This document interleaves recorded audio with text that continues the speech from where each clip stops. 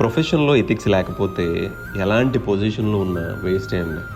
అదే ఉంటే ఈ పెద్ద ఆవిడ 60 కిలోమీటర్స్ ట్రావెల్ చేసి నా దగ్గరకు రావాల్సిన అవసరం ఉండేది కాదు.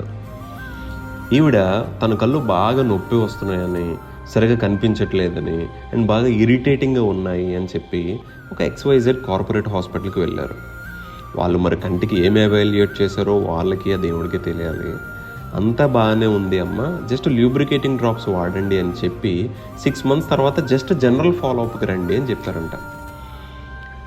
ఎంత మెడిసిన్ యూజ్ చేసినా సరే రిలీఫ్ రాకపోయేసరికి నా గురించి తెలుసుకొని ఈవిడ 60 కిలోమీటర్స్ ట్రావెల్ చేసి మన క్లినిక్ వచ్చారండి. గాజువాక్లో ఉన్న మన క్లినిక్ వచ్చారు. కంప్లీట్ ఎవాల్యూట్ చేసిన తర్వాత నాకు అర్థమైంది ఏంటంటే ఈవిడ నల్లగుడ్డులో ఇన్ఫెక్షన్ ఉంది. నల్లగుడ్డు పైన అంతా కూడా డ్యామేజ్ అయిపోయింది. మనకు MON ఒక ఆప్తాలతో డిస్కస్ చేసి కన్జర్వేటివ్గా ట్రీట్ చేసి పంపించాం.